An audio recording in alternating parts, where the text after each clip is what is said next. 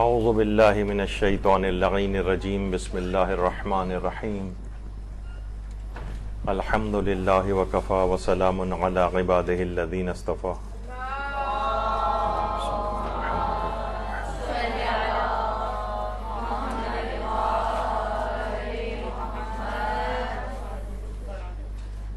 سب سے پہلے تو بہت بہت اس بات کی مبارکباد کہ اتنے مبارک دن ہمارا یہ درس واقع ہو رہا ہے. اگرچہ 9 ربیع الاول کل گزر چکی ہے، لیکن اس کے باوجود آج 10 تاریخ ہے یہاں پر ربیع الاول کی، اور یہ دن بھی عید زہرا کے اعتبار سے اگرچہ اس کی شہرت زیادہ نہیں ہے، خود علماء نے یہ بات کہی ہے، لیکن اس کے باوجود حضرت زہرا سلام اللہ علیہا اللہم صلی علی محمد وعلی محمد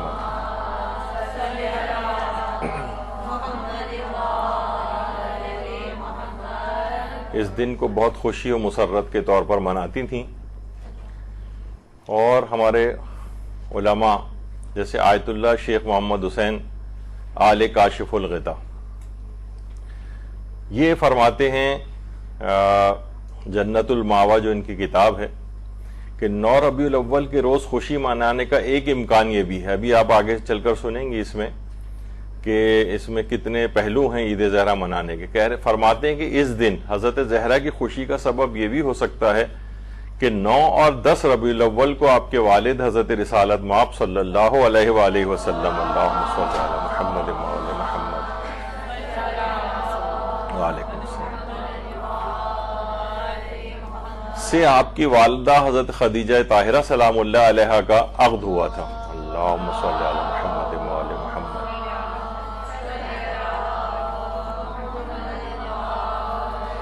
اور اس میں بھی یہ شک نہیں ہے کہ حضرت زہرا ہر سال اس دن اس عظیم شرف و خیر کثیر پر فخر کرتے ہوئے خوشی اور مسرت کا اظہار فرماتی تھیں، اور ہر سال اس دن خوشی کا اظہار کرنا ان کے شیعوں میں بطور میراث باقی رہ گیا. تو بہرحال 9 کا اور 10 کا یہ دونوں خوشی کے ایام ہیں، اور عید زہرا سے ان کی نسبت دی جاتی ہے. اگرچہ 10 تاریخ کی زیادہ شہرت عوام کے اندر نہیں ہے، لیکن جیسا کہ آیت اللہ شیخ محمد حسین آل کاشف الغطا نے اپنی کتاب جنت الماوا میں اس کا امکان تحریر فرمایا ہے. اور پھر اس دن بہت ساری چیزیں ایسی ہیں جو کہ ابھی آگے چل کر گفتگو میں ذکر بھی ہوں گی، کہ آیت اللہ شیخ محمد حسین آل کاشف الغطا نے اس دن بہت سی چیزیں عوام میں ایسی رائج ہو گئی ہیں کہ جن سے تفرقہ بازی اور فتنہ و فساد کی آگ بھڑکتی ہے، اس کا رد کیا ہے، جو کہ ہمارے سارے علماء اور مجتہدین اس بات کو سخت ناپسند فرماتے ہیں. ابھی آگے چل کر اس کا بھی گفتگو میں ذکر ہوگا. پوری دنیا کے اندر یہ جو دن ہے جو کل بھی گزرا ہے،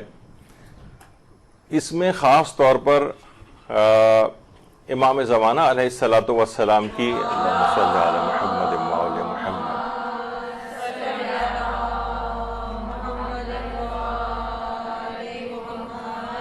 تنصیب ولایت کے اعلان کا دن اس کو شمار کیا جاتا ہے. تو پوری دنیا میں امام زمانہ علیہ السلام کی امامت کے پہلے دن ہونے کے اعتبار سے اس کو بہت زیادہ منایا جاتا ہے. علاقوں میں جلسے جلوس وغیرہ نکالے جاتے ہیں، امام سے لوگ اپنا تجدید عہد کرتے ہیں، اور پوری دنیا ہی کے اندر یہ محافل منعقد ہوتی ہیں. خواتین بھی اس کے اندر پارٹیسپیٹ کرتی ہیں، اور لوگ مختلف قسم کے پروگرامز کا انعقاد کرتے ہیں. اس میں خوشی اور اظہار مسرت کیا جاتا ہے، اور شاعری بھی ہوتی ہے، قصیدہ خوانی بھی ہوتی ہے. تمام مومنین بڑے خوشی کا اظہار فرماتے ہیں اس میں، اور مٹھائیاں تقسیم کی جاتی ہیں. خوشی کے اظہار کی تمام چیزیں اور آپشنز کو اڈاپٹ کیا جاتا ہے. اور صرف یہی نہیں، ہمارے عوامی طور پر نہیں، ہمارے وہ بڑے بڑے علماء، مثلا آیت اللہ سید تقی طباطبائی قمی، یعنی بہت بڑے علماء اور مجتہدین میں ان کا شمار ہوتا ہے. یعنی جیسے کہ میں نے اس سے پہلے ایک دفعہ ذکر کیا تھا کہ آیت اللہ خوئی مرحوم نے صرف 3 افراد کو اجازہ اجتہاد دیا تھا، جس میں آیت اللہ سیستانی اور شیخ حسین ہلی کے بعد جو تیسری شخصیت تھی جن کو اجازہ اجتہاد دیا تھا، یہ اجازہ روایت دیا تھا، وہ یہ آیت اللہ سید تقی طباطبائی قمی تھے. یہ خاص طور پر عید زہرا کے دن بڑی خوشی کا اظہار فرماتے تھے اور اس کی پوری تیاریاں کرتے تھے. خود سے لوگوں کے لیے کھانے وغیرہ بنانا یا خوشی و مسرت کے اظہار کے طور پر ان میں تقسیم کرنا، اس کا کام یہ خود کیا کرتے تھے. تو صرف عوامی طور پر نہیں بلکہ خواص میں بھی ہے. اور اسی طرح سے ایران میں تو باقاعدہ جو جشن بلوغ منایا جاتا ہے، جشن بلوغ یعنی بچیاں جس دن 9 سال ان کے مکمل ہوتے ہیں اور تو وہ اپنی رجسٹریشن کراتی ہیں، ایک بہت ہی پرشکوہ محفل ترتیب پاتی ہے. پچھلے دروس میں نے جشن بلوغ کے سلسلے میں جو یہاں پر کبھی منعقد ہوئے تھے دروس، اس کے اندر کافی تفصیل سے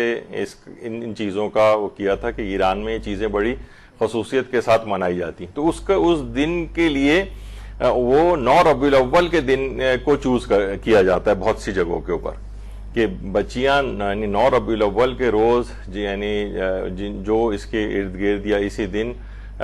بالغ ہوئی ہیں تو ان کے لیے جشن بلوغ کا اہتمام اس دن کی مناسبت اور عید کے لحاظ سے بھی کیا جاتا ہے.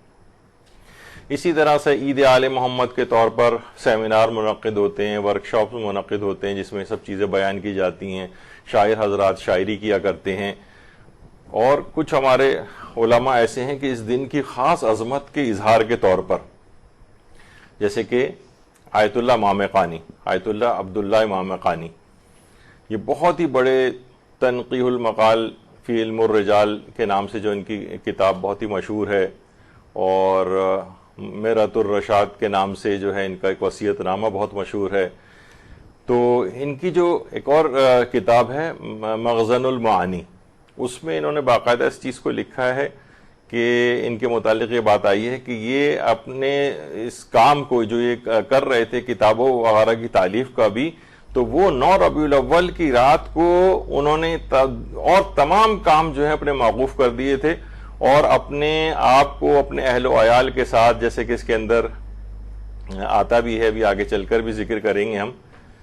کہ اپنے اہل و عیال کے ساتھ انسان وقت گزارے، ان کے ساتھ خوشی و مسرت کا اظہار کرے. تو انہوں نے اپنی اس کتاب کے اندر یہ بات موجود ہے کہ اپنے تمام کام کو یہ روک دیا کرتے تھے، اور اس رات کو جو ایک عظیم ترین یہ رات ہے 9 ربیع الاول کی رات، اس میں اپنے اہل و عیال کے ساتھ جو ہے وہ مصروف ہو جاتے تھے اور خوشیوں میں ان کے ساتھ خوشی کا اظہار کرتے تھے اور تمام کاموں کو موقوف کر دیا کرتے تھے. آیت اللہ شیخ عبداللہ امام قانی. اسی طرح سے مرزا قمی، مرزا ابو القاسم قمی، جو بھی آپ میں سے زیارات کے لیے ایران گیا ہے تو اس نے دیکھا ہوگا کہ وہاں پہ قبرستان شیخہ کے نام سے ہے، جو کہ حرم معصومہ قم سلام اللہ علیہ، اللہم صلی علی محمد و آل محمد.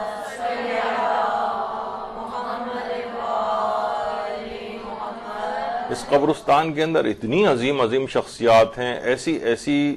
شخصیات ہیں. اس میں ایک مرزا ابو القاسم قمی بھی ہیں. اکثر اس قبرستان کا تذکرہ میری ذاتی طور پر بڑی عقیدت ہے اس قبرستان سے، اور مرزا قمی کے متعلق تو یہاں تک ملتا ہے کتابوں میں کہ مختلف علماء وغیرہ تک کے افراد کے خواب میں آئے اور کہا کہ لوگ اگر صرف میری قبر پہ بھی آ کر اپنی حاجات کو طلب کریں تو میں ان کی تمام حاجات کو قبول کروا دوں، لیکن کیونکہ اس میں استخفاف ہوتا ہے معصوم قوم کا اور امام رضا علیہ السلام کا، اس وجہ سے میں اس کام کو نہیں کرتا. ورنہ یہ کوئی مشکل نہیں کہ جتنے بھی لوگ یہاں پر اپنی حاجات لے کر آتے ہیں وہ فقط معصوم قوم تو چھوڑیے، امام رضا کی عظمت تو چھوڑیے، تو بہت زیادہ بلند ہے. یہ ان کے غلاموں کا غلام بھی تمام لوگوں کی حاجات کو قبول کروا سکتا ہے. یہ مرزا ابو القاسم قمی. اللہم صلی علی محمد و آل محمد.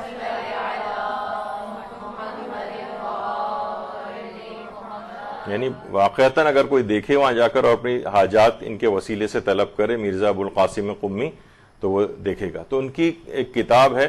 القوانین المحکمہ،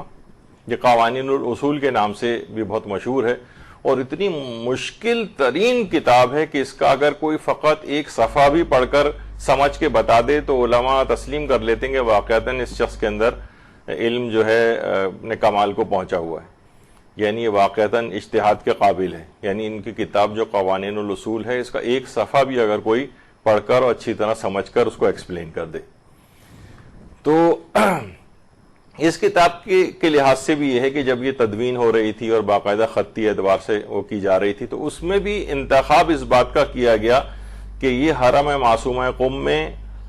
اس کا بالکل اختتام ہوا، اور کون سی 9 ربیع الاول کی رات کو، وہی لیلۃ الیوم السعید، یعنی یہ جو بابرکت دن ایک 9 ربیع الاول کا آنے والا ہے اس کی رات کو اس کا کتاب کو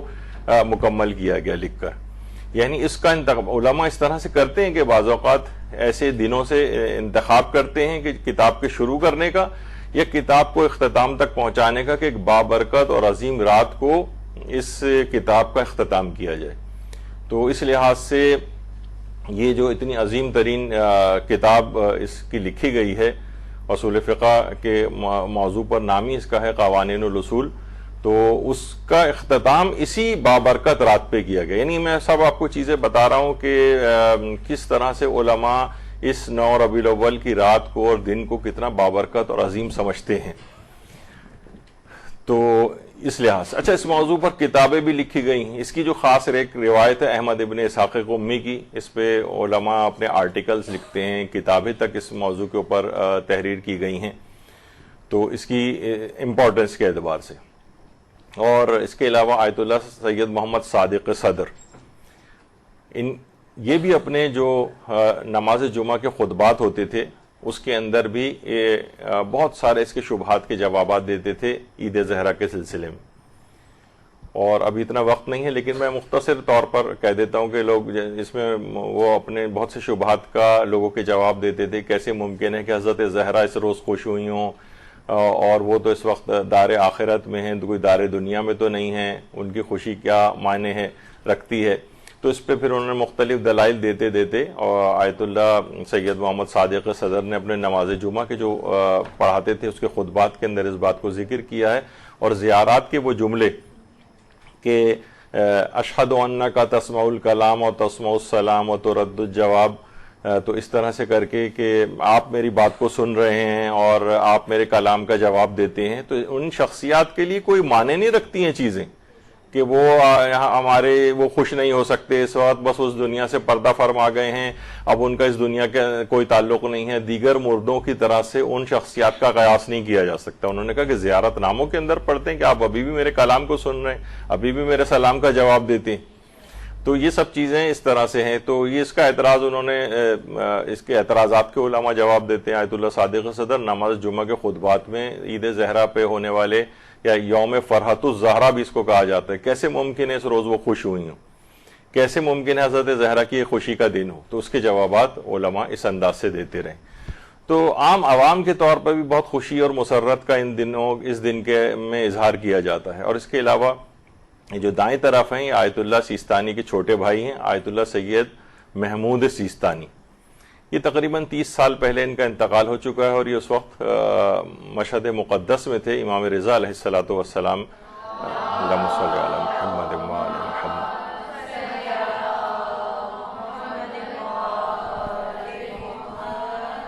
آیت اللہ سیستانی کے یہ چھوٹے بھائی ہیں، آیت اللہ سیستانی ان سے بڑے ہیں، لیکن یہ بہت ہی یہ خود مجتہد اور فقیہ تھے، اور اتنی ایسی شخصیت تھی ان کی بچپن سے لے کر اور بزرگ ہونے تک، وفات تک، اور کافی ارلی عمر میں ان کا انتقال ہو گیا۔ اس سے پہلے انہوں نے کہا تھا کہ اس قدر علم کے اندر راسخ تھے کہ خود آیت اللہ خوئی مرحوم نے اپنی ہیئت استفتاء کے اندر ان کو رکھا ہوا تھا۔ تو ایک بہت بڑا ایک لحاظ سے پوسٹ ہوتی ہے مجتہد کے پاس کہ ہیئت استفتاء کے اندر علمی لحاظ سے اس قدر بلند ہوتے ہیں وہ افراد، تو ان کو اس کے اندر رکھا جاتا ہے۔ تو خود آیت اللہ سیستانی کی جو بھائی ہیں آیت اللہ سید محمود سیستانی جن کا انتقال ہو چکا ہے، ان کا ایک آڈیو بھی اس سلسلے میں جو انہوں نے پوری یوم فرحت الزہرا پر پورا ایک روایت احمد ابن اسحاق قمی بہت تفصیل کے ساتھ انہوں نے پیش کی۔ اتنا وقت ہمارے پاس نہیں تھا، وہ ہمیں دیر سے موصول ہوئی، لیکن اس کو ترجمے کے ساتھ کچھ دنوں کے اندر انشاءاللہ ہم اپلوڈ کر دیں گے کہ خود آیت اللہ سید محمود سیستانی، آیت اللہ سیستانی کے اپنے بھائی جو خود فقیہ تھے، انہوں نے یہ عید زہرا کی جو روایت ہے احمد ابن اسحاق قمی کی، اس کو بہت تفصیل کے ساتھ اپنے ایک بیان کے اندر پیش کیا۔ اس زمانے میں ویڈیوز وغیرہ کا بننے کا اتنا وہ نہیں تھا، رواج بھی نہیں تھا، اور 30 سال پہلے آج سے تو ہمارے پاس آڈیو اس کی کلپ ہے، لیکن وہ انشاءاللہ ہم اس کو ترجمہ کے ساتھ جو ہے کچھ دن میں اس کو لے کر آئیں گے۔ یہ صرف بتانے کے لیے ہے کہ علماء اس کو بیان کرتے ہیں، کتابیں لکھی جاتی ہیں، آرٹیکلز لکھے جاتے ہیں اس دن کی اہمیت کے طور پر۔ اور ایک مناسبت بہرحال ایک یہ بھی ہے، بہت سے لوگ اس پہ اعتراض بھی کرتے ہیں کہ آپ عید زہرا کے روز آیت اللہ سیستانی کی پروپوگیشن کیوں کرتے ہیں کہ وہ اس دن پیدا ہوئے؟ تو یہ ان کا یہ غلام، ان کا یہ خادم حضرت زہرا کا، ان کی اولاد میں سے یہ عظیم شخصیت جس نے اتنے کارنامے انجام دیے، ایک مماثلت ایک اس طور پر کہ یہ بھی اسی مبارک دن پیدا ہوا ہے۔ آیت اللہ سیستانی کا یوم پیدائش بھی ہے 9 ربیع الاول کے روز، یعنی عید زہرا کے روز ہی آیت اللہ سیستانی کی پیدائش ہوئی۔ اچھا، اب وہ جو روایت ہے جس کا بھی ہم تذکرہ کر رہے ہیں کہ احمد ابن اسحاق قمی کیوں یعنی شہرت رکھتی ہے یہ چیز کہ حضرت زہرا کی خوشی کا دن ہے، تو احمد ابن اسحاق قمی جو امام حسن عسکری علیہ السلام کے صحابی تھے، اللہم صلی علی محمد و علی محمد،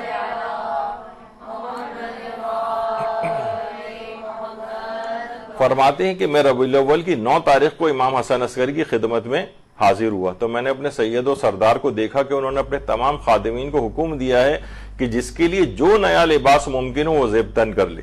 اور امام کے سامنے ایک تنور روشن تھا، یعنی تندور، جس میں امام خود اپنے ہاتھوں سے کھانا پکانے کے لیے لکڑیاں جلا رہے تھے۔ اسحاق نے امام سے کہا، یا ابنا رسول اللہ، میرے آبا و اجداد آپ پر قربان، کیا اہل بیت کے لیے آج کے دن کوئی خوشی تازہ ہوئی ہے؟ امام نے فرمایا، 9 ربیع الاول سے بڑھ کر کون سا دن اہل بیت کے نزدیک حرمت والا ہوگا؟ اور بحار الانوار کے اندر بھی یہ روایت موجود ہے، اس کی 95 جلد میں۔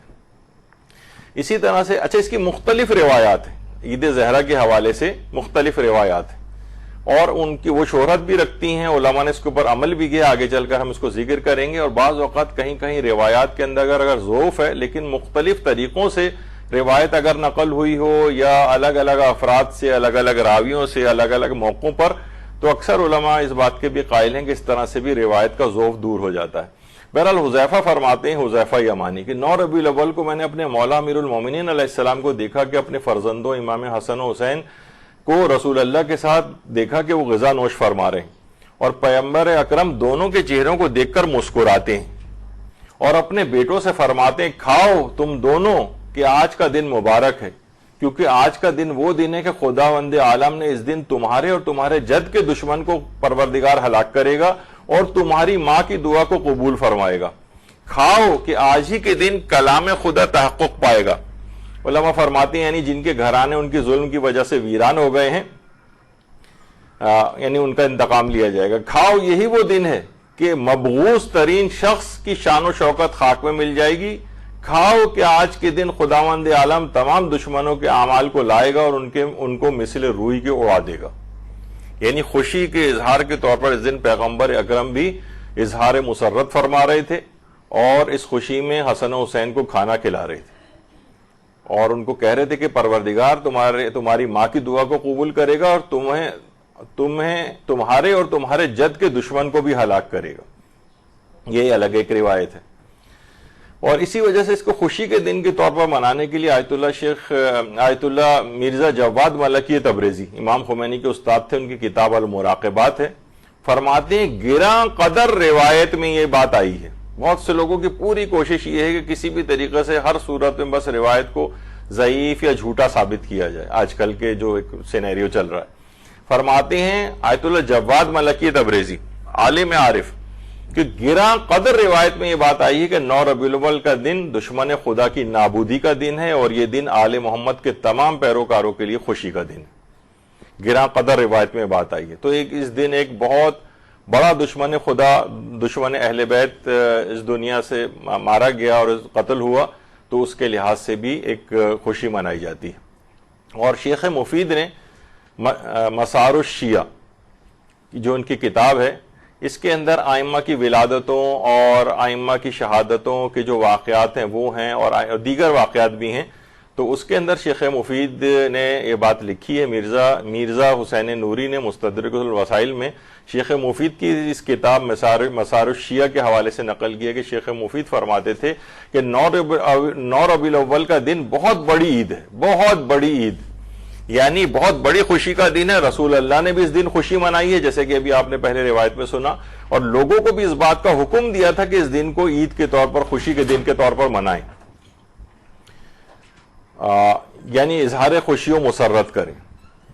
تو اس لحاظ سے, اور یہ ان کی جو اوریجنل کتاب ہے مسار الشیعہ, اس کے اندر انہوں نے باقاعدہ اس دن کو عید کبیر کے نام سے, کہ بہت بڑی خوشی کا دن ہے, بہت بڑی عید کا دن ہے, اس لحاظ سے اس کو تعبیر کیا. یہ ان کی اوریجنل کتاب شیخ مفید کی جو ہے خطی نسخے کے اعتبار سے, اس کے اندر اس بات کو, مسار الشیعہ کے اندر اس بات کو بہت بڑی عید کے طور پر شمار کیا. اسی طریقے سے زاد المعاد جو علامہ مجلسی کی کتاب ہے, اس کے اندر بھی اس دن کو عید کے طور پر منانے کی بہت تاکید کی ہے, اور کہا ہے کہ یہ یوم فرحت و سرور, خوشی اور مسرت کا دن ہے. اور آیت اللہ سید محمد حسینی شاہرودی, انہوں نے کتابوں کے حوالے سے نقل کیا ہے بہار الانوار میں مجلسی کے, علامہ مجلسی کے اعتبار سے, کہ اس دن کو عید کا دن شمار کیا ہے. بلکہ فرماتے ہیں کہ ابن طاووس جو ہمارے بہت بڑے عالم گزرے ہیں, انہوں نے فرمایا ہے کہ کتابوں کی تحقیق سے یہ بات پتہ چلتی ہے کہ ان روایات کی بنیاد پر اس دن کے عید ہونے پر دلالت کرتی ہیں. یعنی ایسی بہت ساری روایات موجود ہیں جن میں اس بات کا واضح طور پر اشارہ کیا گیا کہ یہ دن عید اور خوشی اور مسرت کا ہے. اور یہ ابھی جو روایت میں نے کہا نا کہ مختلف حوالوں سے یہ چیز آ رہی ہے, کہ جیسے کہ راوی ہیں وہ فرماتے ہیں کہ ہم لوگ ایک مسئلے میں شک و شبے کا شکار تھے. ہم دونوں احمد ابن اسحاق کے پاس گئے جو شہر قم میں امام ہادی کی طرف سے وکیل تھے. ان کے گھر پہنچے اور دروازہ کھٹکھٹایا تو معلوم ہوا کہ احمد ابن اسحاق ارکان عید بجا لا رہے ہیں. تو ہمیں بہت تعجب ہوا. ہم نے کہا آج اور عید؟ ہم نے کہا سبحان اللہ, کیا 4 عیدیں جو مشہور ہیں, یعنی عید فطر, عید قربان, عید مباہلہ, عید غدیر, اس کے علاوہ بھی کوئی عید ہے؟ احمد ابن اسحاق نے اپنے امام سے حدیث نقل کی, یعنی وہی جو احمد ابن اسحاق قمی کی عید کے حوالے سے ابھی اپنے روایت اس سے پہلے سنی. تو ہم نے کہا کیا آج کا دن یوم عید ہے؟ تو ابن اسحاق نے کہا ہاں, اور وہ دن 9 ربیع الاول کا دن تھا. یعنی اس لحاظ سے بھی, یعنی مختلف روایات کے اندر یہ مستقل یہ چیز آ رہی ہے. پھر روایت اور آگے چلتی ہے تو اس میں ایک اقتباس یہ بھی آتا ہے کہ اللہ نے رسول خدا سے فرمایا کہ مجھے اپنی عزت و جلال کی قسم ہے, ہر وہ شخص جو اس دن 9 ربیع الاول کے دن یعنی عید مناتا ہے, اگر وہ اپنے رشتہ داروں کے حق میں شفاعت کرے گا تو میں اس کی شفاعت کو قبول کروں گا. درود بھیجیے محمد و آل محمد, اللہم صلی علی محمد و آل محمد.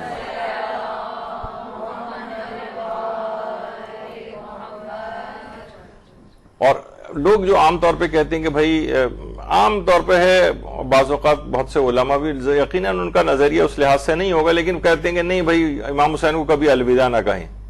تو الوداع ظاہر ہے یہ سوگ بڑھانے کے معنوں میں اس لحاظ سے کہا جاتا ہے. جیسے کہ علماء بہت سے مثال دیتے ہیں, آپ نے سنے ہوں گے کہ جناب حج و عمرہ سے جو واپس آ رہا ہوتا ہے تو وہ بھی طواف وداع کرتا ہے. وہ یہ نہیں سوچ رہا ہوتا کہ آئندہ کبھی حج و عمرے کے لیے نہیں آؤں گا. ویسے میں نے اپنے کانوں سے ایک صاحب کو سنا تھا, ویسے بتا دوں کہ اگر کوئی اس بات کی دعا کرے یا اس بات کا ارادہ کرے بھائی یہ تو اس میں بہت سختیاں ہیں, جو میں تو اگلے سال نہیں آؤں گا, تو اس کا ایک دنیاوی نقصان کم سے کم یہ ہوتا ہے کہ اس کی عمر کم ہو جاتی, بہت جلد موت آ جاتی ہے اس کو. تو میں نے اپنے کانوں سے ایک صاحب سے سنا تھا کہ بھائی بہت ہو گیا, میں تو اب میں نے سوچ لیا کہ آئندہ کبھی اب نہیں آؤں گا یہاں پر. یعنی لوگوں نے پھر ان کو احساس دلایا, پھر بیچارے کو بتایا کہ بھائی اس قسم کے جملے نہ کہیں, عمر کم ہو جاتی. اور ایک صاحب تو اس قدر پریشان ہوئے تھے کہ احرام کی پابندی ایک بزرگ کو بھیج دیا تھا کسی نے, اور دیکھا کہ وہ برداشت نہیں کر سکے, تو وہ احرام اتار کے انہوں نے ایک طرف رکھا اور ارلی فلائٹ کر کے واپس آ گئے وہاں سے بغیر حج کی. تو بہرحال اس طرح سے بھی ہوتے ہیں, لیکن عام طور پر ہم یہ دیکھتے ہیں کسی شخص کا یہ چیز نہیں ہوتی کہ وہ الوداع اس طور پہ امام حسین کو کہہ رہا ہے, سوگ بڑھا رہا ہے کہ اب وہ مثلاً اب اگلے سال بس اب چند دن بعد ہی اگر کوئی شب جمعہ آ رہی ہوتی تو وہی شخص پھر زیارت پڑھ رہا ہوتا ہے اور پھر آنسو بہا رہا ہوتا ہے. تو اسی طرح سے زیارت وداع پڑھی جاتی ہے اور سلام آخر پڑھے جاتے ہیں وغیرہ. تو یہ جو سوگ بڑھایا جاتا ہے 9 ربیع الاول کے روز, اس میں صرف یہ معنی, اچھا ایک صاحب نے تو یہ تک کہا, جب سوگ بڑھانے کی روایت آئی تو ہمارے جو پوسٹیں مدرسے کی لگتی ہیں تو کہہ رہے ہیں جب انہوں نے کہا سوگ بڑھانے کا حکم ہے تو سوگ کم کیوں کیا جا رہا ہے, تو اور بڑھانا چاہیے. ہم نے کہا بھائی سوگ بڑھانا ایک محاورے کے طور پر ہوتا ہے, بڑھانے کے معنی ہوتے ہیں ہٹا دینا, منت بڑھانا جس طرح سے کہا جاتا ہے. ایک الگ بڑھانے سے مراد اضافہ کرنا نہیں ہے یہاں پر. تو لوگ مختلف ہیں اس میں. تو یہی ہے کہ بہت ساری چیزیں ہمارے استاد محترم کے بھی چند دن پہلے ایک مجلس آئی تو اس میں انہوں نے اس بات کو، علامہ صادق حسن صاحب قبلہ، انہوں نے اس بات کو کہا کہ اس کے یہ معنی نہیں ہوتے، بلکہ یہ ہوتے ہیں کہ بھائی ہم جس اعتبار سے اب مکان ہم نہیں خریدتے ہیں اور مکان شادیاں نہیں کرتے ہیں، برتھ ڈے پارٹیز میں نہیں جاتے ہیں، بہت ساری انہوں نے ایک لسٹ جو گنوائی کہ سب ہمارے ہاں ایک کلچر ہے. اور یہی وجہ ہے کہ جیسے میں نے ایک دفعہ آیت اللہ حافظ بشیر نجفی کا بھی آپ کی خدمت میں پیش کیا تھا قول، کہ میں کہہ رہے ہیں یہاں پر کتنی قوموں کے افراد میں دیکھتا ہوں، لیکن جو جذبہ، جو چیز واقعتاً ہمارے انڈیا اور پاکستان کے اندر عزاداری میں اور کسی قوم میں، حتیٰ کہ ایرانی اور عراقیوں تک میں وہ چیز نظر نہیں آتی. بلکہ بہت سے علماء تو یہاں تک قائل ہیں ایران اور عراق کے بھی کہ یعنی عزاداری واقعتاً پاکستانیوں اور ان انڈینز وغیرہ سے سیکھنی چاہیے ہمیں. تو اس حد تک یہاں پر تقدس ہے چیزوں کا. وہاں پر یہ ہوتا ہے کہ بس عاشورے تک کا اہتمام ہوتا ہے، اس کے بعد عام دنوں کی طرح سے تقریباً شمار ہو جاتا ہے. لیکن یہاں پر کیا ہے کہ ہمارے ہاں ایک خاص ایک کلچر ہے ایک، اور اس کو پسندیدہ شمار کیا گیا ہے کہ جب تک ایام اعضا یعنی یہ سوگ بڑھانے کی روایت جو ہے، جب تک ہم ان تمام چیزوں میں ہر وہ چیز، حتیٰ کہ کسی برتھ ڈے پارٹی میں بھی شریک نہیں ہوتے، گھومنے گھمانے بھی نہیں جاتے، سیر و تفریح بھی نہیں کر رہے ہوتے، اور اپنے بچوں کو بھی یہ چیز منتقل کرتے ہیں کہ جب تک کہ سوگ بڑھ نہ جائے، یعنی 8 ربیع الاول آ کے نہ گزر جائے، اور 9 کو ابھی آپ روایات سنیں گے کہ امام نے خود سوگ بڑھانے کا حکم دیا تھا، تب تک ہم اس روایت کو برقرار رکھتے ہیں. تو بہرحال یہ سب چیزیں اس طرح سے آئی ہیں. روایت میں بھی آئی ہے کہ حضرت مختار نے جب ظالموں کے سر امام سجاد علیہ السلام کی خدمت میں بھیجے تھے، اللہم صلی علی محمد و آل محمد، تو معتبر روایت میں یہ بات آئی ہے کہ ہاشمیات یعنی بنو ہاشم کی خواتین نے سوگ بڑھا دیا تھا، سیاہ لباس اتار دیے تھے اور زینت کی تھی. تو انہوں نے بھی کوئی یہ نہیں کہ امام حسین کو بھلا دیا تھا، معاذ اللہ کہا جاتا کہ نہیں الوداع کسی صورت نہ کہا جائے، الوداع کا لفظ ہی نہ لایا جائے، نہیں یہ کسی اور معنوں میں اس شدت کے ساتھ ہم عزاداری کا سلسلہ روک دیں گے، کیونکہ ہمیں زندگی کے اپنے کام بھی آگے بڑھانے ہیں، شادیاں بھی کرنی ہیں، مکان بھی خریدنے ہیں، خوشیاں بھی منانی ہیں، جو ایک طور طریقہ ہے. تو اتنی شدت عزاداری میں نہیں ہوگی، یہ مفہوم ہوتا ہے اس کا، نہ کہ امام حسین کو اگلے سال تک الوداع کہہ رہے ہیں. خیر، کیونکہ روایتوں میں آئی ہے، ہمارے امام رضا علیہ الصلوۃ والسلام فرماتے ہیں صلی اللہ محمد و آل محمد، اگر تم چاہتے ہو جنت میں ہمارے ساتھ درجہ پا کر خوشحال رہو تو ہمارے غم پر غمگین رہو اور ہماری خوشی پر خوش رہو. یعنی جب انہوں نے جیسا حکم دیا ہے، اس میں بہت ہمارے پچھلے سال تفصیل سے بات چیت آ چکی ہے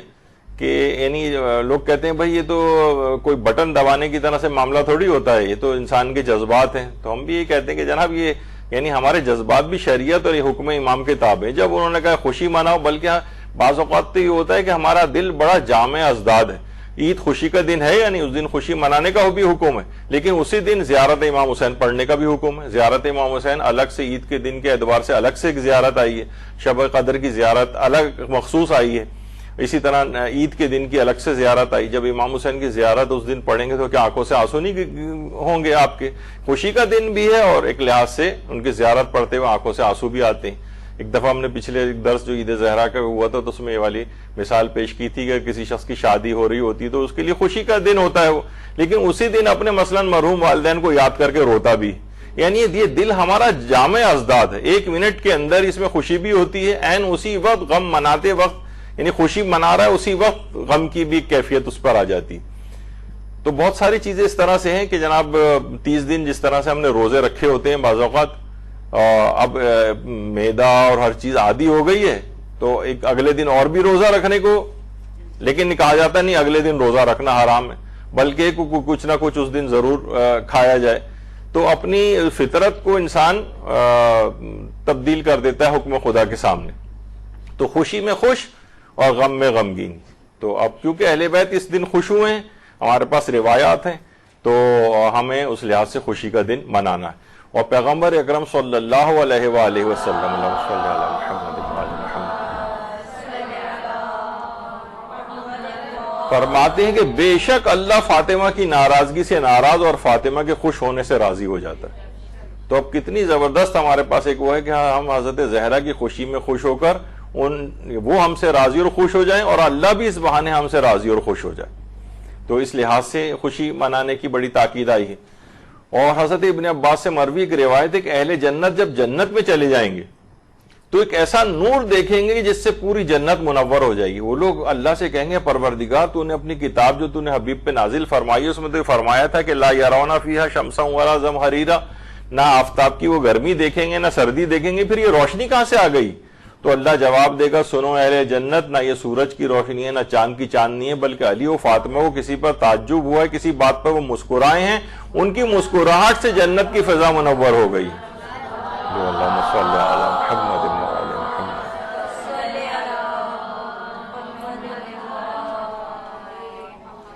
تو یہ روایت جو احمد ابن اسحاق قمی, اس سے پہلے آپ نے وہ سن چکے ہیں پوری روایت, کہ کہا تھا کہ ارے یہ تو 4 عیدیں ہیں, تو یہ ایک اور عید کہاں سے آ گئی؟ تو انہوں نے پھر وہ جو آپ نے ابھی اس سے پہلے سنی تھی یہ کہ یہ جو ہے آج کا دن عید کا دن ہے, اہل بیت اطہار کے لیے سب سے افضل عید شمار ہوتی ہے. تو یہ جو روایت ہے اس کے متعلق آپ کی کیا رائے ہے؟ آیت اللہ سید علی حسینی میلانی, ان سے یہ سوال پوچھا گیا, تو انہوں نے جواب میں تحریر فرمایا کہ روایت احمد ابن اسحاق قمی علماء کے نزدیک مقبولہ روایت ہے جس پر علماء نے عمل بھی کیا ہے. یہ دو دیکھیے علماء کے جو جملے ہوتے ہیں مختصر ہوتے ہیں لیکن اس کے پیچھے ایک بڑی ڈیٹیل ہوتی.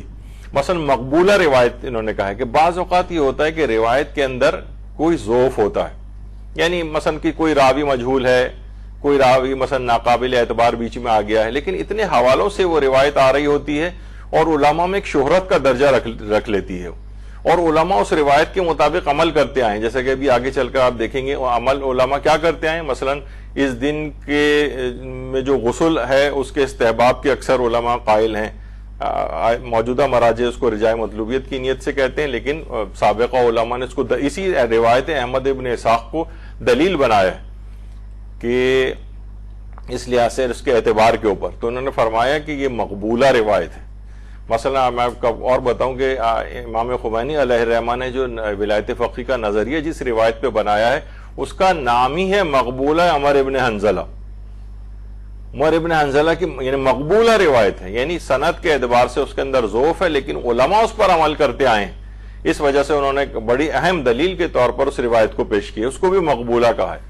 اور عمل کے معنی یہی ہیں کہ اپنے اس کے مطابق فتاوے دیے ہیں, ابھی آگے چل کر ان کا ذکر آئے گا. تو اس لحاظ سے اس روایت کی ایک الگ اہمیت ہے.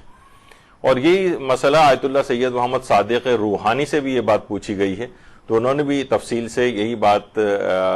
اپنے فتوے کے اندر بیان کی کہ بہت ساری روایات کے اندر یہ بات آئی ہے اور ان کے اوپر اعتماد کیا جاتا ہے. تو اس حوالے سے یہ دن خوشی اور مسرت کا دن ہے. اتنا وقت نہیں ہے کہ اتنی تفصیل کے اندر جائیں کہ فتاوے بہت زیادہ ہے ہمارے پاس آج.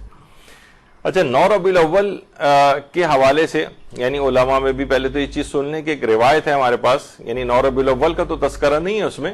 لیکن یہ کہ حضرت مختار نے ابن زیاد اور دوسرے ملعونوں کے سر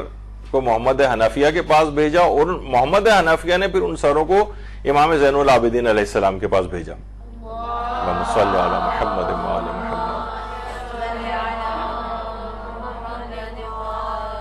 تو امام زین العابدین علیہ السلام سجدے میں گر گئے اور فرمایا سب تعریفیں ہیں اس اللہ کے لیے جس نے مجھ پر لطف فرمایا ہے کہ میں اپنے دشمنوں سے اپنے شہیدوں کے خون کا انتقام دیکھوں اور اللہ تعالیٰ مختار کو جزائے خیر عطا فرمائے. بحر الانوار کی 45ویں جلد کے اندر. اچھا, یہ ایک روایت ہو گئی. اور چھٹے امام نے مختار کے توسط سے عبید اللہ ابن زیاد ملعون اور عمر ابن سعد ملعون کے سروں کو مدینہ بھیجنے کو موجب خوشنودی اہل بیت قرار دیتے ہوئے فرمایا کہ واقع عاشورہ کے بعد ہماری عورتوں میں سے کسی عورت نے خود کو زینت نہیں دی یہاں تک کہ مختار نے عبید اللہ ابن زیاد اور عمر ابن سعد کے سروں کو مدینے بھیجا. رجال کشی کی جو روایت ہے. اور آیت اللہ خوئی نے یہ جو چھٹے امام کی روایت ہے کہ امام نے جو فرمایا کہ ہاشمی خواتین نے بالوں میں کنگھی نہیں کی نہ ہی سروں پر مہندی لگائی یہاں تک کہ مختار نے ان لوگوں کے سروں کو بھیجا جنہوں نے امام حسین کو شہید کیا تھا. اور آیت اللہ خوئی نے معجم الرجال الحدیث کے نام سے جو ان کی کتاب ہے علم رجال کی, انہوں نے اس روایت کو صحیح قرار دیا. اور کامل الزیارت کی روایات سے بھی اس روایت کی تائید ہوتی ہے, یعنی صحیح السند روایت ہے کہ امام نے خوشی کا اظہار کیا اس دن اور خاندان اہل بیت کی خواتین نے بھی. اور امام سجاد کے بیٹے فرماتے ہیں کہ جب مختار نے ابن زیاد اور عمر سعد کے سروں کو امام کے پاس بھیجا تو آپ سجدے میں گر گئے اور سجدہ شکر میں خدا کی حمد کی اور فرمایا کہ تمام تعریفیں اس خدا کی جس نے ہمارے دشمنوں سے انتقام لیا، خدا مختار کو جزائے خیر عطا فرمائے۔ اب جو آیت اللہ سید جعفر مرتضی عاملی وہ یہ فرماتے ہیں، اچھا انہوں نے دونوں باتیں نقل کی، ماہ ربیع الاول کی 9 تاریخ کو عید منانے سے متعلق یہ بات کہی گئی ہے کہ اس دن عمر ابن سعد قتل ہوا ہے، یا پھر اس کا سر امام سجاد کی خدمت اقدس میں کوفے سے مدینے لایا گیا۔ یعنی بہت سے لوگ اس کی تواریخ کے اوپر بھی اعتراض کرتے ہیں کہ یعنی یہ یا وہ لوگ قتل ہوئے تھے اس روز، یا یہ کہ ان کے سروں کو 9 ربیع الاول کے روز جو ہے امام کی خدمت میں بھیجا گیا۔ تو انہوں نے یہ دونوں احتمال کا تذکرہ کیا ہے کہ یہ اس میں کیونکہ روایت بھی اس لحاظ سے چھٹے امام کی جو ہے معتبر ہے، وہ بھی نقل کی جاتی ہے، پھر مختار نے اسی دن اور اسی دن امام نے خوشی و مسرت کا اظہار کیا، تو ان دونوں احتمالات کو یا تو وہ لوگ افراد اس دن قتل ہوئے ہیں، یا یہ کہ ان کے سروں کو امام کی خدمت میں بھیجا اور امام نے خوشی کا اظہار کیا اور اس کے بعد خاندان اہل بیت کی خواتین نے اپنے سوگ کو ختم کیا۔ یہ دونوں احتمالات ہیں۔ اور یہ بھی فرمایا انہوں نے اپنے ایک استفتاء میں آیت اللہ سید جعفر مرتضی عاملی نے کہ حضرت مختار کا امام حسین کے قاتلوں کو قتل کرنے سے، جن میں ایک عمر سعد بھی تھا، اہل بیت کی مصیبت کچھ کم ہوئی اور ان کے غم کی سوزش میں بھی کچھ کمی واقع ہوئی، لہٰذا کوئی عجیب بات نہیں ہوگی اگر 9 ربیع الاول کا دن وہ دن قرار پائے جس میں حضرت فاطمہ زہرا سلام اللہ علیہا خوش ہوئی ہوں۔ صلی اللہ علیہ محمد۔ اور اسی وجہ سے اہل بیت نے فرمایا تھا کہ واقع کربلا کے بعد کسی ہاشمی عورت نے آنکھوں میں سرما نہیں لگایا تھا، یہاں تک کہ انہیں امام حسین کے فاسق و فاجر اور ظالموں اور قاتلوں کے قتل ہونے کی خبر نہ مل گئی۔ اور جناب مختار کے قیام میں جس میں عظیم کام ہوا، ان کی کامیابی کی مبارکباد 9 ربیع الاول سے ظاہر ہونا شروع ہو گئی تھیں۔ یہ عید زہرا کے سلسلے میں ایک استفتاء کے جواب میں آیت اللہ شیخ جعفر مرتضی عاملی، کچھ ہی عرصے پہلے ان کا انتقال ہوا ہے، اور بہت ہی عظیم علمی شخصیت شیعت کی شمار ہوتی ہے، خاص طور پر تواریخ شبہات کے جوابات، اس سلسلے میں ان کی شہرت بہت زیادہ ہے آیت اللہ جعفر مرتضی عاملی کی۔ جبل عامل کا جو علاقہ ہے وہاں سے ان کا تعلق ہے لبنان کے۔ اچھا عاملی ابھی حسن زادہ عاملی کا بھی انتقال ہوا ہے، وہ الف مد زبر آ میم لام چھوٹی ہے عاملی، اور یہ عاملی عین سے ہیں۔ الف مد زبر عامل ایران کا ایک علاقہ ہے عامل، اس کے جو رہنے والے ہیں وہ الف مد زبر عاملی والے کہلاتے ہیں۔ اور جو جبل عامل کا علاقہ ہے جبل عامل، وہاں کے جو افراد ہوتے ہیں وہ عاملی عین سے لکھتے ہیں۔ لوگ سوچتے ہیں الف مد زبر اور عین یہ ایک ہی جیسی چیزیں، نہیں، یہ دو الگ الگ ملکوں کے جگہ ہیں۔ خیر، تو یہ روایت اس طرح سے جو ہے مختار کے سلسلے میں آئی، اور آیت اللہ سیستانی سے بھی ایک استفتاء میں پوچھا گیا کہ کیا پہلی ربیع الاول کا دن یوم فرحت الزہرا ہے؟ یعنی کیا یہ جائز ہے کہ اس دن خوشی کی محافل منعقد کی جائیں، سیاہ لباس غم اتار دیا جائے اور سوگ بڑھایا جائے؟ تو آیت اللہ سیستانی کا جواب آیا تھا کہ بے شک وہ دن جسے شیعوں میں یوم فرحت الزہرا کا نام دیا جاتا ہے وہ پہلی ربیع الاول کا دن نہیں ہے بلکہ 9 ربیع الاول کا دن ہے، اور یہ دن امام زمانہ کی تنصیب امامت کے اعلان کا دن ہے۔ یعنی اللہم صلی علی محمد و آل محمد۔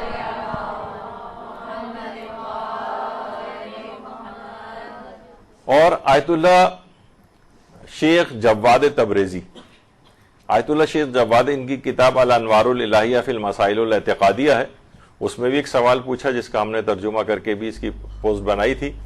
تو اس میں انہوں نے عید زہرا یعنی 9 ربیع الاول کے دن خوشی منانے کی کئی وجوہات ذکر کی۔ فرماتے ہیں کہ یہ دن 8 ربیع الاول کو امام حسن عسکری کی شہادت کے بعد 9 ربیع الاول کو امام مہدی کی امامت کا پہلا دن ہے، اور امام مہدی دشمنان حضرت زہرا اور دشمنان دین سے انتقام لیں گے۔ بعض تواریخ میں یہ بات بھی نقل ہوئی ہے کہ یہ دن قاتل امام حسین عمر ابن سعد ملعون کی موت کا دن بھی ہے، یعنی انہوں نے بھی اس بات کو تذکرہ کیا ہے کہ بعض تواریخ سے یہ بات پتہ چلتی ہے۔ بہرحال فرماتے ہیں ہر حال میں یہ دن شیعان اہل بیت کے لیے عمومی طور پر اور اہل بیت کے لیے خصوصی طور پر خوشی کا دن ہے۔ یعنی جو اس دن آپ ہی کی صفوں میں سے بہت سارے افراد اس دن کو منانے کو منع کرتے ہیں، اس دن خوشی کے اظہار کو منع کر رہے ہیں، غیر ضروری طور پر روایات کے ذوف کو نقل کر رہے ہیں. ابھی ہم ساری چیزوں کا علماء کے سب اصل میں پورا آج کا موضوع یہی ہے کہ یوم فرۃ الزہرا یا عید زہرا کے سلسلے میں علماء اور فقہاء اور مجتہدین کیا فرماتے ہیں. تو یہ سب پہلو آپ کے آنکھوں کے سامنے آ رہے ہیں کہ کبھی کوئی آپ کے سامنے ان چیزوں کا انکار کرے اور ہماری عید اور خوشیوں کو خراب کرنے کی کوشش کرے تو آپ اس کو جواب دے کے یہ فتاوے وغیرہ بھی دکھا سکیں. یہی سوال پوچھا گیا ہے کچھ آیت اللہ شیخ بشیر نجفی سے کہ سوال یہ کہ 9 ربیع الاول عید زہرا اس کا کیا مطلب ہے، جبکہ عمر ابن سعد بھی قتل ہوا ہے، لکھنؤ اور بعض علاقے میں پتلے بنا کر پھونکے جاتے ہیں، رنگ پاشی کی جاتی ہے، کیا یہ جائز ہے؟ تو انہوں نے جواب دیا کہ واضح ہے کہ اہل بیت پر جتنے بھی مظالم ہوئے ہیں ان سب میں حضرت زہرا شریک ہے،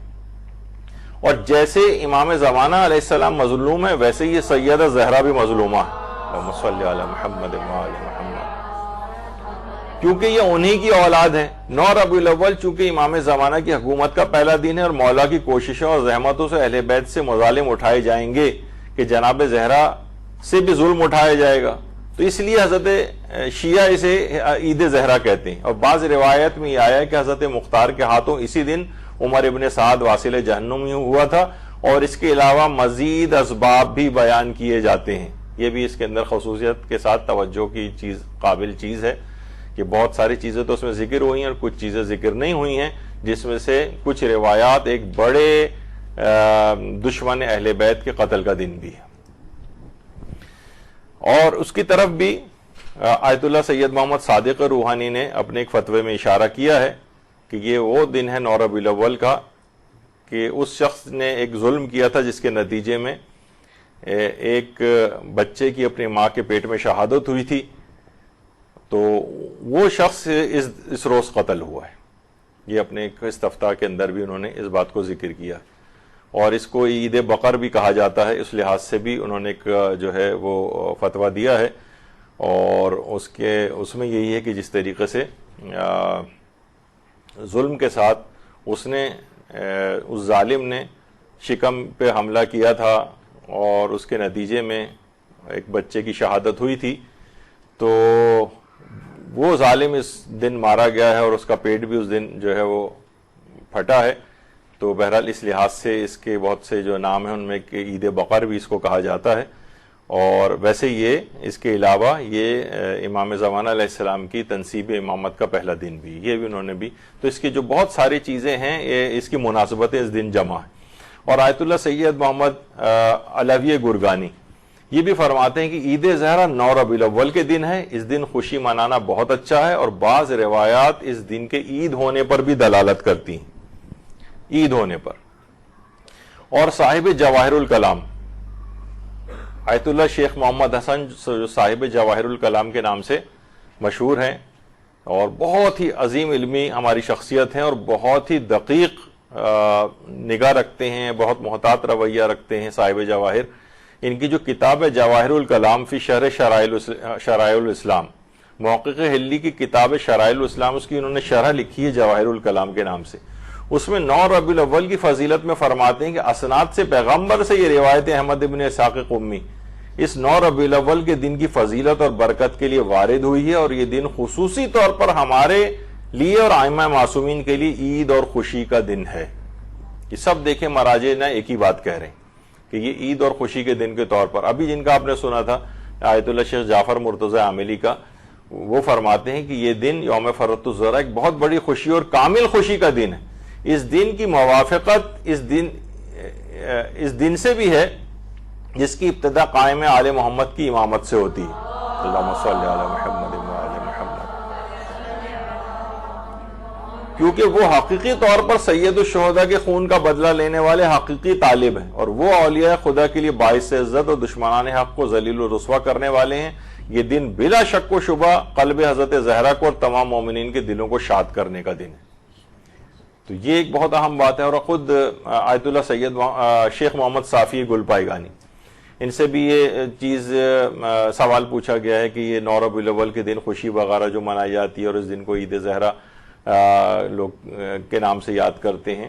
تو یہ کیا واقعی عید ہے؟ اس عید کی کیا متعلق آپ کیا کہیں گے؟ تو انہوں نے فرمایا کہ مفاتیح الجنان میں اس مہینے کے جو اعمال ہیں اس کے اندر 9 ربیع الاول کے اعمال جو ہیں آپ اس کا مطالعہ کر لیں. یعنی مختصر جواب دیا ہے. تو اب شیخ عباس قمی نے کیا کہا ہے مفاتیح الجنان کے اندر وہ دیکھ لیں، جس کی طرف آیت اللہ شیخ صافی گل پائگانی نے کہا ہے. اب شیخ عباس قمی مفاتیح الجنان میں فرماتے ہیں آج کا دن بہت بڑی عید ہے، کیونکہ مشہور قول یہی ہے کہ آج کے دن عمر ابن سعد واصل جہنم ہوا ہے، جو میدان کربلا میں امام حسین کے مقابلے میں یزیدی فوج کا سپہ سالار تھا. روایت ہوئی ہے کہ جو شخص آج کے دن راہ خدا میں خرچ کرے اس کے گناہ معاف کر دیے جائیں گے. نیز یہ کہ آج کے دن برادر مومن کو دعوت طعام دینا، اسے خوش و شادمان کرنا، اپنے اہل و عیال میں خرچ میں فراخی کرنا، عمدہ لباس پہننا، خدا کی عبادت کرنا اور شکر بجا لانا سبھی امور مستحب ہیں.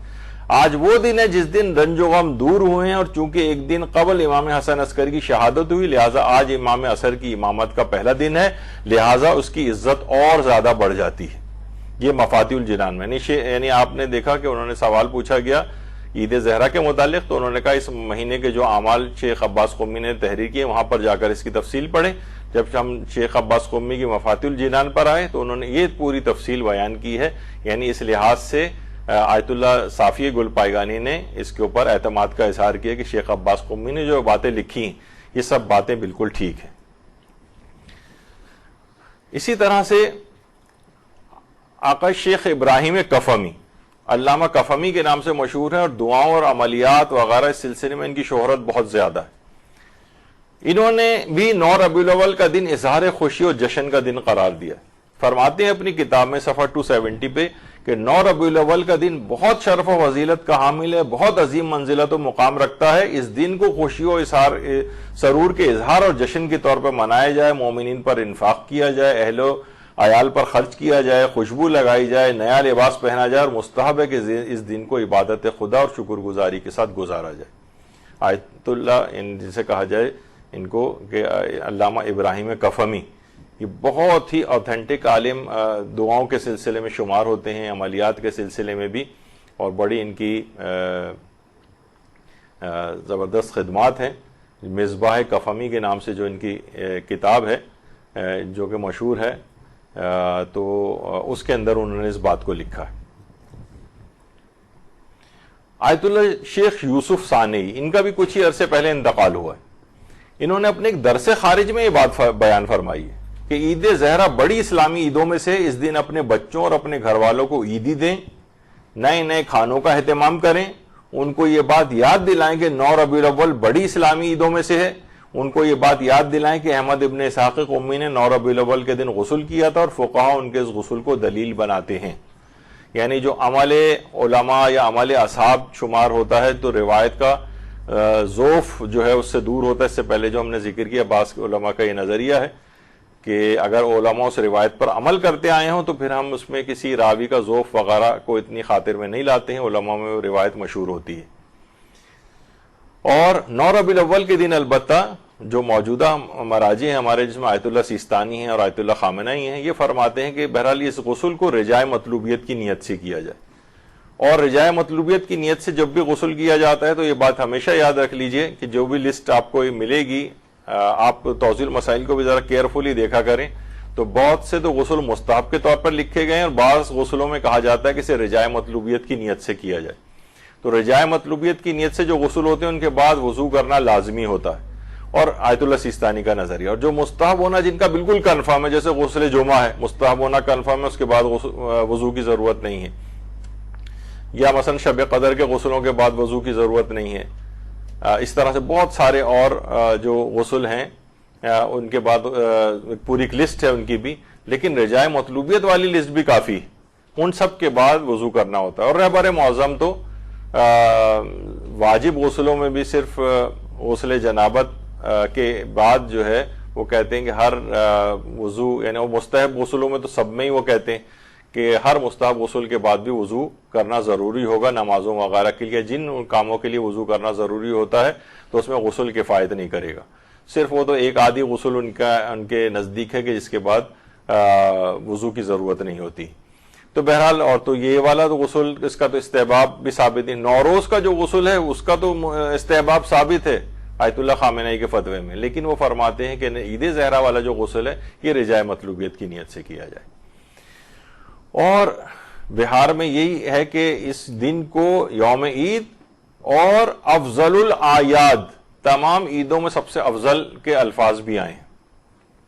البتہ ایک بحث وہ آتی ہے کہ عید شرعی ہونا، بہت سی جگہوں پہ ہے کہ عید شرعی ہے یا نہیں ہے، تو بہرحال آپ نے دیکھا کہ علماء اس کے لیے عید کا لفظ بہرحال خوشی و مسرت کا تو کے لحاظ سے اظہار کرتے ہیں، لیکن عید فطر یا عید جو بقرہ عید وغیرہ آپ کے یہاں ہوتی ہے وہ عید شرعی شمار ہوتی ہیں۔ تو بہرحال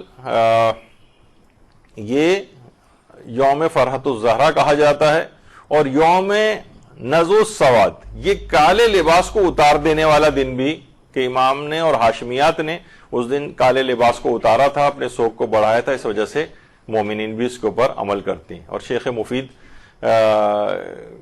کا تو بھی اس سے پہلے ذکر ہو گیا، اس کے علاوہ سید رضی الدین ابن طاؤس ہیں، انہوں نے بھی اس کو اظہار مسرت کا دن قرار دیا ہے 9 ربیع الاول کے روز کو، تو اس لحاظ سے ان تمام چیزوں کی اہمیت ہے۔ اچھا، اب ایک جو یہ تو ابھی آپ نے سنا بہت سارے حوالوں سے کہ ایک بڑے دشمن خدا کی موت کا دن ہے، جس پہ پیغمبر نے اظہار خوشی و مسرت کیا کہ تمہاری ماں کی دعاؤں کو خدا اس دن کو قبول کرے گا۔ پھر عمر سعد اور عبید اللہ بن زیاد والی خوشی بھی اس دن آ کر شامل ہو گئی ہے، اور تیسری جو خوشی ہے وہ یہی عہد مہدویت کا آغاز ہے۔ 9 ربیع الاول کے روز امام زمانہ کی ولایت کا پہلا دن۔ اللہم صلی علی محمد وعلی محمد۔ اچھا، بہت سے لوگ، ابھی اس کو یہاں روکتا ہوں میں، بہت سی چیزیں اس میں بیچ میں آ جاتی ہیں، جیسے لوگ اپنی خوشی اور اظہار کے طور پہ کہتے ہیں آج تاج پوشی امام زمانہ کے دن ہے، پوری دنیا اب تاج پوشی کے لفظ کے پیچھے لگ جاتی۔ بھائی ہم جیسے کہتے ہیں آیت اللہ سیستانی علماء کے سروں کا تاج ہے،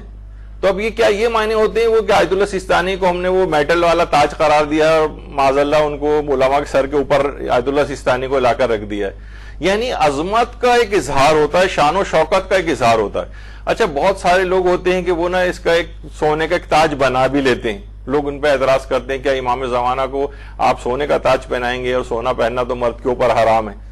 تو ان کو یہی کہا جاتا ہے کہ بھائی وہ امام زمانہ کو پہنانے کے لیے نہیں رکھا ہے، یہ ہم نے ایک علامتی اور سمبولک چیز ہوتی ہے۔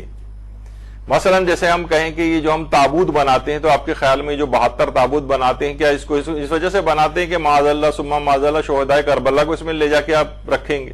گہوار علی اصغر علیہ الصلوۃ والسلام کا اس وجہ سے ہم تیار کرواتے ہیں کہ معاذ اللہ اس میں یہ شہزادہ علی اصغر کے لیے ہم بنا رہیں گے، اس میں ان کو لٹائیں گے؟ نہیں ہوتا، ایک سمبولک ہے، یہ ایک علامتی چیز ہے۔ اسی طریقے سے تاج بھی ایک علامت چیز ہے، اور یہ شان و شوکت کے اظہار کے طور پر ہوتا ہے۔ پیغمبر اکرم صلی اللہ علیہ وآلہ وسلم بھی فرماتے ہیں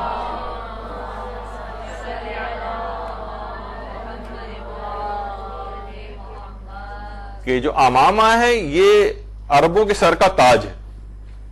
حالانکہ دیکھا جائے تو امامہ تاج نہیں شمار ہوتا ہے، تو یہ ایک عظمت کا ایک اظہار ہوتا ہے، ایک اس کی طرف اشارہ ہوتا ہے۔ جیسے میں نے کہا کہ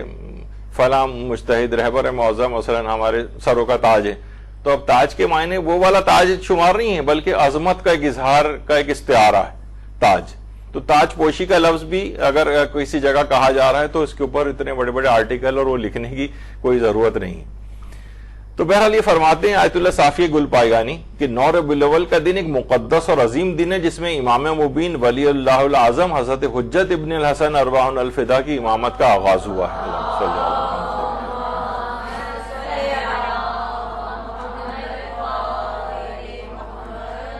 اور آج کا دن اثر مہدوی کے آغاز کا دن ہے۔ اچھا، بہت سے لوگ کہتے ہیں بھئی یہ کیا، جس وقت امام حسن عسکری کی شہادت ہوئی تھی 8 کو، اسی دن ہی امام کا آغاز ہو گیا، تو آپ نے 9 کو کیوں کہا، تو پھر 8 کو کہیے؟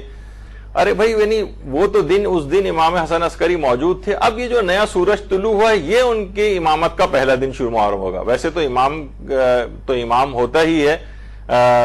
ان کی موجودگی میں، البتہ وہ اس لحاظ سے حکم نہیں دیتا ہے، اور جن کی امامت چل رہی ہوتی وہی سب ان کا امامت انہی کے احکام وغیرہ کی پیروی ہو رہی ہوتی، لیکن وہ خود بھی اس وقت بھی امام ہوتے ہیں جو دیگر ان کے ساتھ ہوتے ہیں۔ جس وقت امام حسن موجود تھے تو امام حسین بھی اسی وقت موجود تھے، ان کی بھی اسی طرح سے، لیکن بہرحال اس وقت جو تنصیب ہے امامت کے طور پر وہ امام حسن کی تھی۔ مثلا اسی طریقے سے امام حسن عسکری کا اس دن جس دن شہادت ہوئی ہے وہ دن امام حسن عسکری کے حوالے سے. اب جو اگلا دن شمار ہوگا جس پر سورج طلوع ہوگا، یہ امامت ہمارے 12ویں امام کی امامت کا پہلا دن ہوگا. تو لوگ ٹائمنگز اور گھڑیاں وغیرہ لے کے بھی بیٹھ جاتے ہیں کہ اتنے ٹائم اور اتنے منٹ پہ تو ان کی امامت شروع ہو گئی تھی، تو آپ کو 8 سے ہی پھر خوشی منا لینی چاہیے تھی، تو آپ نے اگلے دن کا انتظار کیوں کیا؟ تو یہ ایک ایسا ہے کہ بہت سے ہمارے بوجھ بجکڑ قسم کے جو فلسفی فیس بک وغیرہ اور اس کے اوپر پیدا ہو گئے، سوشل میڈیا پہ ان کے اعتراضات ہیں. تو فرماتے ہیں یہ دن اس زمانے کے لیے سر آغاز ہے دنیا کی، دنیا جس کے انتظار میں، جس کی خصوصیات نہ انبیاء کے دور میں ظاہر ہوئی نہ مرسلین کے دور میں. یہ وہ زمانہ ہے جس میں زمین عدل و انصاف سے بھر جائے گی اور اربوں انسان ایک حکومت کے زیر سایہ ہوں گے اور زمین و آسمان کی تمام برکتیں آشکار ہو جائیں گی. یہ بہت عظمت والا دن ہے 9 ربیع الاول، جو ایک دن پہلے ہی ایک لحاظ سے گزرا ہے، اور واقعتاً اس دن ہمیں اپنے امام کے ساتھ تجدید عہد کرنا چاہیے. ان کی امامت کے دن کا آغاز اس دن سے ہوا ہے اور ہم ان کی امامت کے سائے کے اندر زندگی گزار رہے ہیں. ہر لمحہ اپنے زمانے کے امام کو اس لحاظ سے یاد رکھنے کی ضرورت ہے. اسی وجہ سے اس کو ایران کے اندر تو بہت سی جگہوں پہ اگرچہ کوئی یہ شرعی حکم نہیں ہے اس طرح سے، لیکن لوگ اسے عید بزرگ بیعت امام زمانہ علیہ السلام کے نام سے بھی یاد کرتے ہیں، اور لوگ باقاعدہ اس دن اس بات کا اظہار کرتے ہیں اور اپنے آپ کو کہ ہم ایک لحاظ سے امام زمانہ کی بیعت کرتے ہیں اس دن، کہ اب ہم ان کے مطابق جو ہے وہ ساری زندگی اپنی گزاریں گے. تو لوگوں کی یہ خوشی و مسرت کے اظہار کی مختلف صورتیں ہیں، اور یہی وجہ ہے کہ آیت اللہ سعید الحکیم طباطبائی یہ بھی فرماتے ہیں کہ عید زہرا 9 ربیع الاول کا دن امام منتصر کی امامت کا پہلا دن ہے، اور روایات میں یہ بھی آیا ہے کہ اس دن عمر ابن سعد قتل ہوا ہے. اچھا، کچھ آپ نے دیکھا ہوگا کہ علماء کہیں صرف امام زمانہ کی امامت کے پہلے دن کو ذکر کر رہے ہیں، کہیں ایک بڑے دشمن خدا کی موت کا لحاظ سے تذکرہ ہو رہا ہے، کہیں عبید اللہ ابن زیاد اور عمر سعد کے لحاظ سے تذکرہ ہو رہا ہے، کہیں فقط امام زمانہ کے لحاظ سے تذکرہ ہو رہا ہے. تو یہ سب چیزیں کیا ہیں؟ یہ مختلف اس کی مناسبتیں ہیں. اب بہرحال چاہے کوئی بھی مناسبت آپ کے نزدیک ہو، یہ دن ہوگا تو خوشی اور مسرت کا دن قرار پا گیا ہے. اب چاہے کسی کے نزدیک کوئی روایت ضعف ہو، کوئی نہیں ہو، لیکن مجموعی طور پر دیکھیں تو یہ دن خوشی اور مسرت کا دن ہے. اب جس کا جو ذوق ہے اس کے مطابق چاہے وہ عمل کرے، لیکن بہرحال علماء، اور بعض اوقات یہ بھی ہوتا ہے کہ ادوار تقیہ اور وہ اس لحاظ سے وہ ابھی بھی چل رہے ہیں، تو بہت سی چیزیں اس طرح سے بیان بھی نہیں ہوتی. خیر، اچھا، امام زمانہ علیہ السلام دیکھیے وہ فرماتے ہیں کہ میں تمہارے امور زندگی سے غافل نہیں ہوں، نہ میں تمہاری یاد کو بھلانے والا ہوں. تو یہ کیسے ممکن ہے کہ ہم اپنے زمانے کے امام کو فراموش کر دیں، خاص طور پہ وہ دن کہ جس دن امام زمانہ کی تنصیب امامت کے اعلان کا جو پہلا دن ہو. 9 ربیع ابھی پچھلے دن ہی تو گزرا ہے اور آج سمجھے اس لحاظ سے دوسرا دن ہے. تو امام خود فرماتے ہیں کہ میں سلسلے اوصیہ کی آخری کڑی ہوں، اللہ میرے وسیلے سے میرے اہل اور میرے شیعوں سے بلاؤں کو دور کرتا ہے. یہ ہمارے امام زمانہ علیہ السلام ارشاد فرماتے ہیں. اللہم صلی علی محمد وعلی محمد.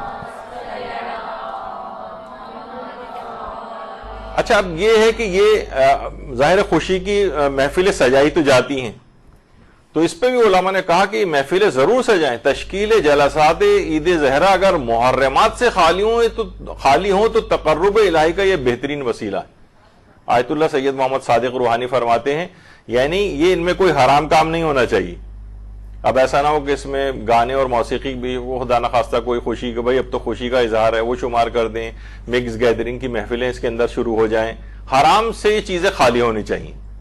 جس طرح سے تمام ہر خوشی کی. تو پھر یہ تقرب الہی کا بہترین وسیلہ قرار پائے گی. یعنی یہ جلسات، تشکیل جلسات عید الزہرا، یعنی اس کو یہ بہت بہترین چیز ہے اس قسم کی محافل کا انعقاد کرنا، لیکن اس میں کوئی حرام پہلو نہیں ہونا چاہیے. دوسری چیز، آیت اللہ بہجت سے بھی یہ بات پوچھی گئی تھی کہ حکم شرعی بتائیے کہ کیا ہے کہ لوگ عید زہرا کی 9 ربیع الاول کی مجالس وغیرہ میں جاتے ہیں اور لیکن وہاں جا کر دشمنان اہل بیت پہ لعن و نفرین بھی کرتے ہیں اور مذاق بھی کرتے ہیں، لطیفے بھی وہاں پر سنائے جاتے ہیں. تو اس سلسلے میں آپ کی کیا رائے ہے؟ تو انہوں نے جواب دیا، در حد مشروع و عدم احتمال وجود بیگانہ اشکال نہ دارد. یعنی کہہ رہے ہیں کہ حد مشروع یعنی شریعت کی حدود کی پاسداری ہو ان محافل کے اندر، اور عدم احتمال وجود بیگانہ، یعنی وہاں پر کوئی نان شیعہ آدمی اس محفل کے اندر موجود نہ ہو، احتمال بھی نہ ہو، یعنی بالکل 100% یقین ہو کہ آپ محبان اہل بیت کے علاوہ وہاں کوئی نہیں ہوگا، تو پھر اشکال نہ دار، پھر کوئی حرج نہیں، پھر جا سکتے ہیں اس میں۔ یعنی اگر اس قسم کا ہو، لاؤڈ اسپیکر لگا کے یہ سب باتیں ہو رہی ہوں، لطیفے سنائے جا رہے ہوں، اور یا دشمنان اہل بیت پر تان کیا جا رہا ہو، اور علاقے کے اندر ایک خلفشار شروع ہو جائے، فساد فتنہ کی کیفیت طاری ہو جائے، تو پھر جائز نہیں ہوگا، یا کوئی حرام اور پہلو کوئی آ جائے۔ تو یعنی مختصر سا جملہ ہے کہ در حد مشروع، یعنی شرعی حدود کی پاسداری ہونی چاہیے، وہ عدم احتمال وجود بیگانہ، ایک آدمی بھی ایسا نہیں ہونا چاہیے کہ جو آپ کے عقیدے سے ہٹ کر ہو، تو ایسی محافل وہاں پہ جانا صحیح ہے، لیکن ادروائز پھر صحیح نہیں رہے گا، پھر یہ اس کے خلاف وہ چیز ہو جائے گی۔ تو وہ یہی جیسے کہ انہوں نے فرمایا کہ حد شرعی میں ہو اور اغیار کے وہاں پر موجود ہونے کا احتمال بھی نہ ہو تو کوئی حرج نہیں، یعنی کوئی وہاں پر اور اس لحاظ سے نہیں ہونا چاہیے۔ اور یہاں تک بھی آیت اللہ بہجت اپنے ایک اور در محضر بہجت جو کتاب ہے اس کے اندر بھی ایک ان کا قول نقل کیا گیا ہے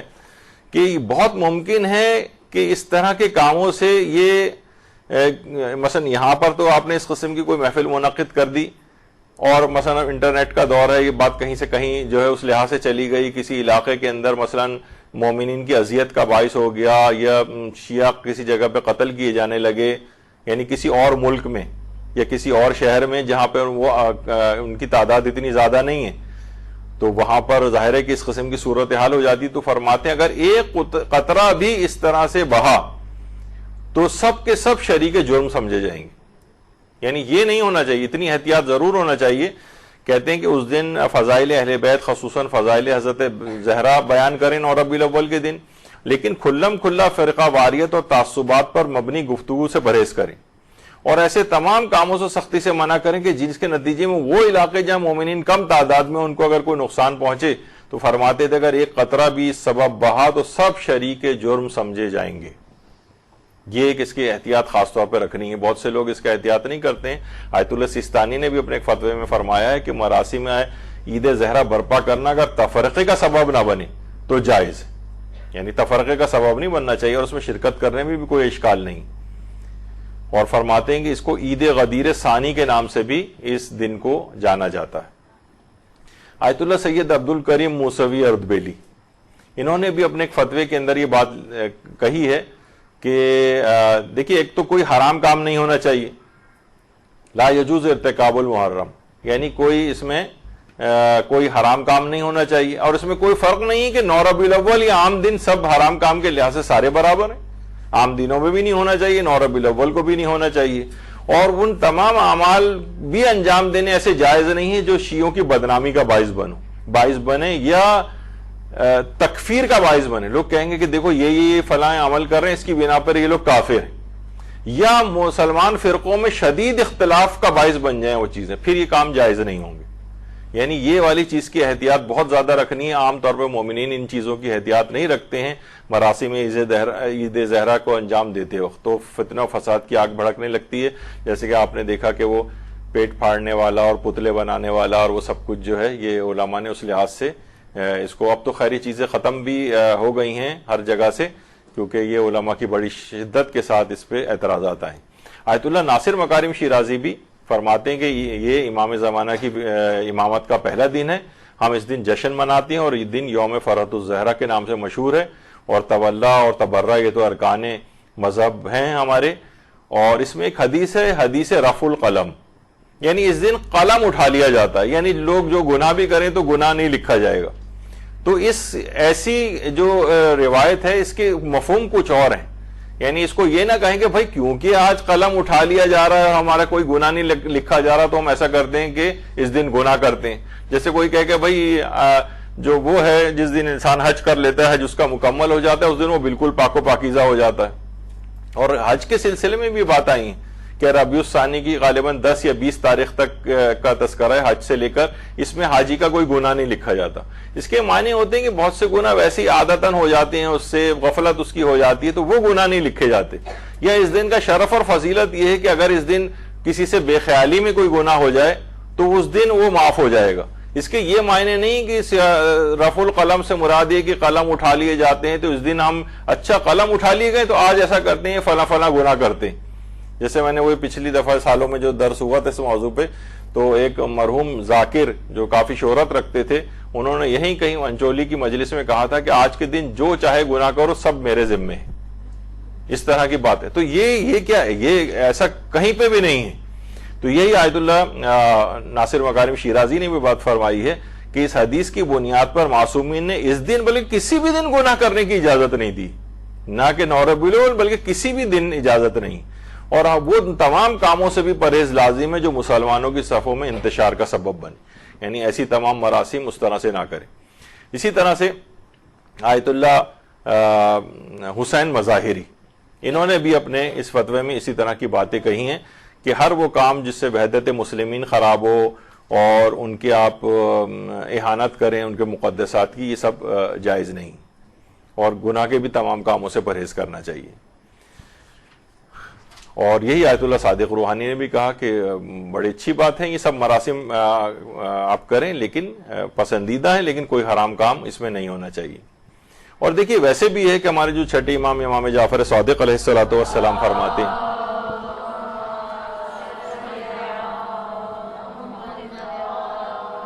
کہ جب کسی شخص کو کوئی خدا کوئی نعمت عطا کرتا ہے اور وہ بجائے شکر کے گانے بجانے کا اہتمام کرتا ہے، دراصل وہ خدا کی ناشکری کر رہا ہے، وہ کفران نعمت کر رہا ہے.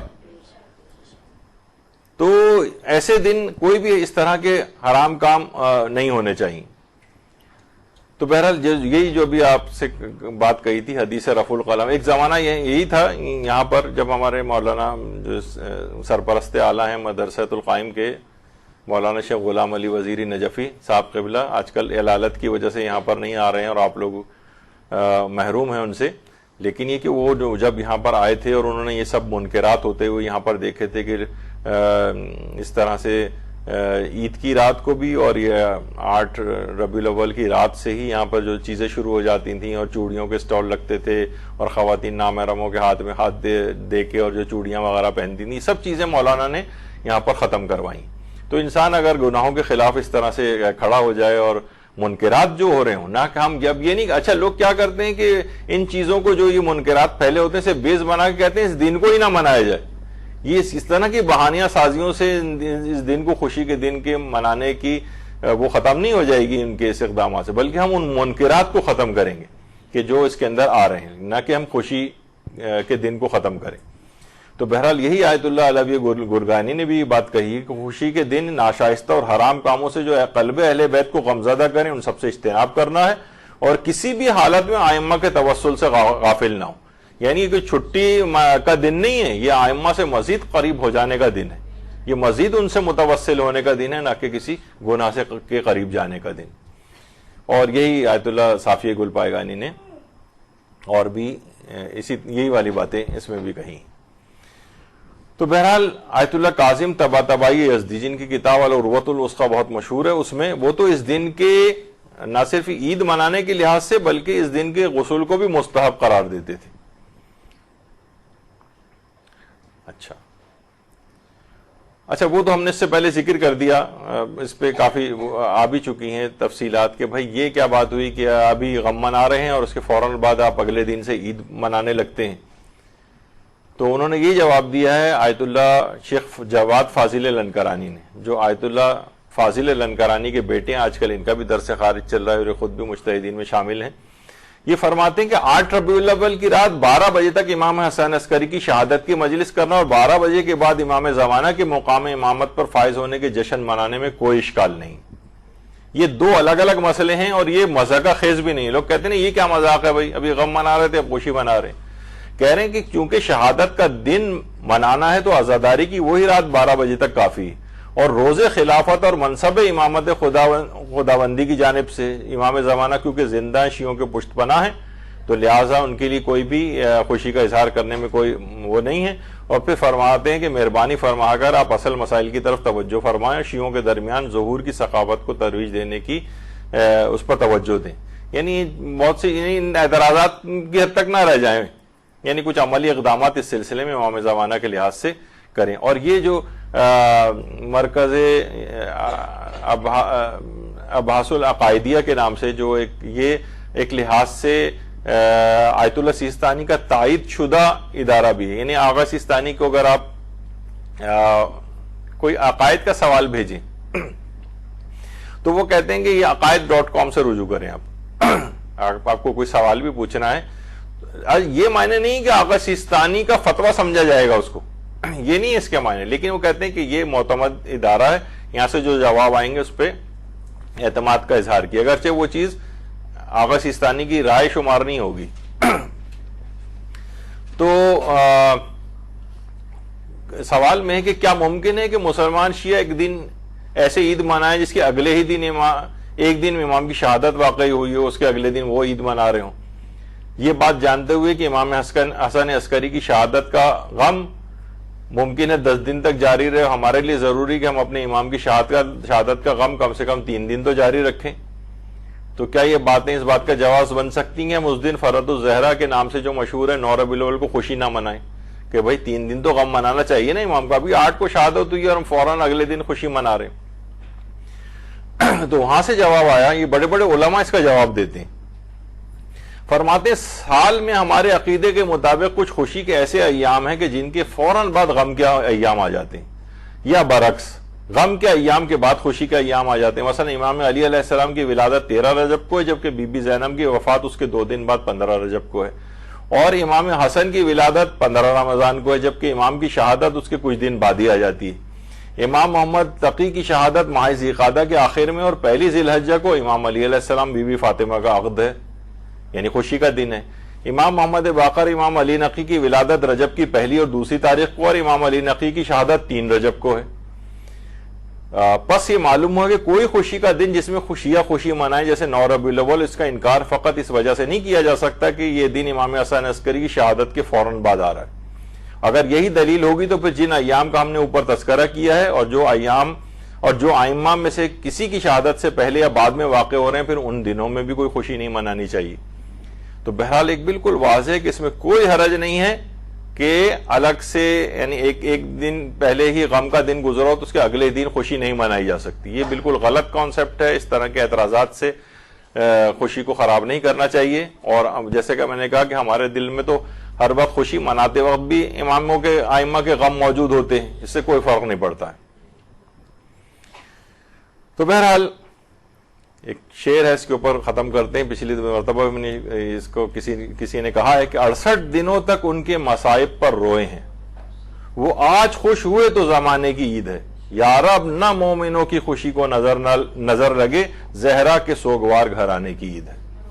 درود بھیجیے محمد علیہ.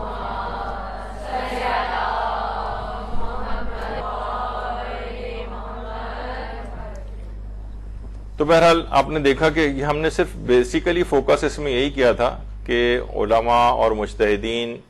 اور جو ہمارے مراجع ہیں ان کے سلسلے میں علماء و فقہا کے نظریات کیا ہیں، صرف اس پہ فوکس کیا تھا. بہت ساری چیزوں کو ہم نظر انداز کرتے ہوئے گزرے ہیں. اچھا، کیونکہ یہ دن بہت ایک دن پہلے ہی گزرا ہے اور بڑی اہمیت کا حامل ہے، تو بہت سارے جو کہ سب سے پہلی جو چیز اس کے اندر ہے، اس میں تھوڑی سی گفتگو ابھی جو اگلی ہماری نشست ہوگی جو مولانا ہاشم عباس زیدی صاحب قبلہ اسی سے خطاب فرمائیں گے، تو اس میں ایک پہلو جو خاص طور پر آج 10 ربیع الاول کے لحاظ سے ہے کہ عقد رسول خدا اور حضرت خدیجہ طاہرہ سلام اللہ علیہا، اللہم صلی علی محمد وعلی محمد،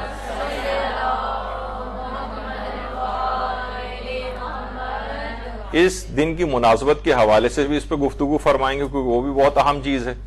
کیونکہ بہرحال حضرت ابو طالب علیہ السلام نے ان کا خطبہ نکاح پڑھا تھا اور